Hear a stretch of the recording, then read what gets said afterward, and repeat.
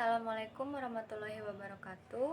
My name is Adela Dwi Filia. I am from Intro to Applied Linguistics. I would like to explain about second language acquisition.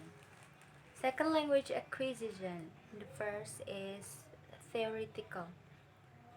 Theoretical is representation of language in the mind. Difference between language and information processes. And the second is practical. Practical is learning a language, effective teaching, goal setting by policymakers. And then the difference of two language learning theories. The first is psychological. Psychological is cognition is responsible for human learning and information processing. And the second is linguistic. Linguistic is a language acquisition is based on in a knowledge of principles being common to all languages. Acquisition versus learning. Acquisition is unconscious development of language through exposure. Doesn't teacher gain fluency? And then learning is conscious effort to develop language through study and practice, need teacher and speak fluency. And then language or linguistics theory. First is universal grammar by Chomsky. Chomsky describes this theory as knowledge that people are born with.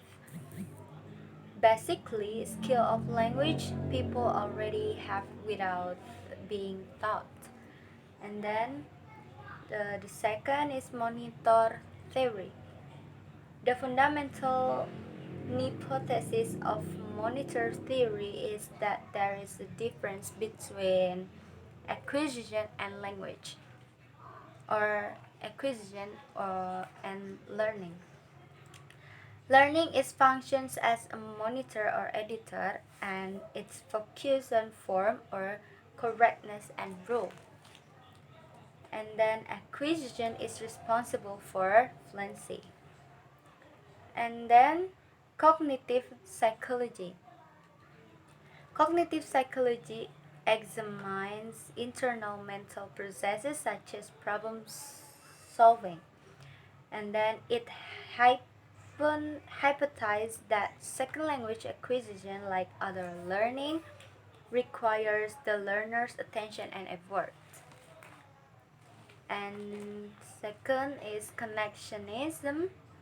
It explains how brain creates networks which connect words or phrases to other words or phrases.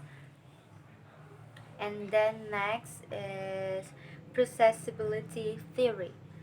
Processability theory represents a way to relate underlying cognitive processes to stages in the 12 learners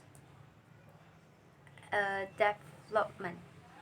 And then the fourth is interactionist perspectives.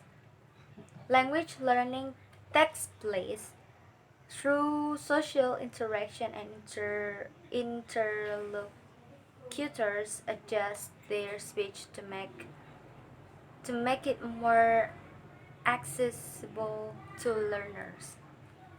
And then the last is social cultural and perspective. Social interactions plays a fundamental role in the development cognition, such as social, cultural, and biological elements.